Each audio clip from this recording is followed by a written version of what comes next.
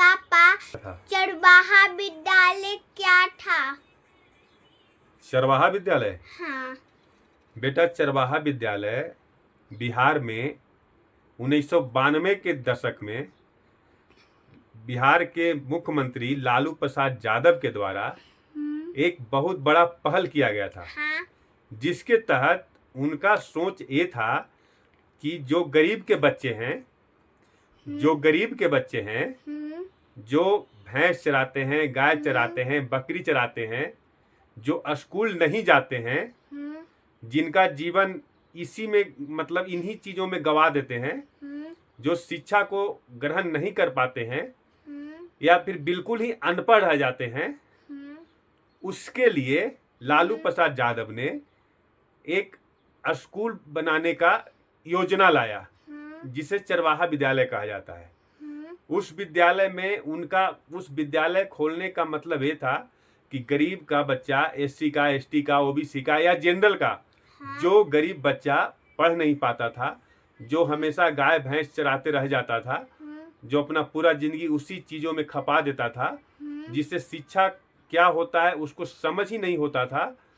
इसके लिए उन्होंने एक योजना बनाया था, जिसके तहत उन्होंने एक योजना बनाया कि चरवाहा विद्यालय खोला जाए और उसमें जो गरीब के बच्चे होंगे वो भी आएंगे और पढ़ेंगे। जो स्कूल खोलने का कारण यही था कि गरीब के बच्चे, जो पिछड़े बच्चे हैं, वो थोड़ा शिक्षित बन जाएं।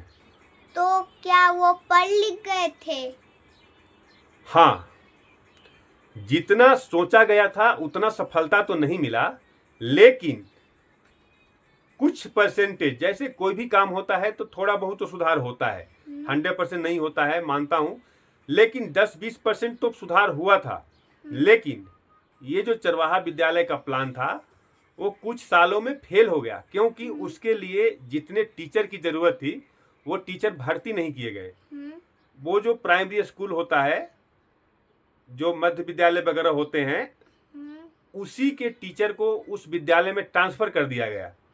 इससे क्या हुआ कि इस स्कूल में टीचरों की कमी हो गई, और चरवाहा विद्यालय में जिन चरवाहा बच्चे के लिए खोला गया था, जो बच्चे गाय भैंस चराते थे, वो उस स्कूल में जाने भी नहीं लगे। क्योंकि अगर कोई भी व्यक्ति अगर किसी काम में हो और पेशा में हो, अगर शिक्षा को महत्व को नहीं समझ रहा हो या उसके माता पिता उस चीज को नहीं समझ पा रहे हैं, तो वो दौर ऐसा नहीं था कि लोग इतना शिक्षित थे या उनके माता पिता इतने शिक्षित थे कि उन्हें स्कूल में भेजें और उनके अपने गाय भैंस चराने के लिए भेजें, फिर स्कूल में भी भेजें। इतना ज्यादा वो सक्सेसफुल नहीं रहा।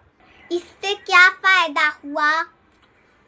देखो, इससे कोई ज्यादा फायदा तो नहीं हुआ, लेकिन हाँ, उस समय जो उनका सोच था ये तो जरूर दर्शाता है कि उन्होंने गरीब के लिए कुछ करने के लिए जरूर सोचा था, ताकि गरीब के बच्चे भी कुछ पढ़ लिख जाएं।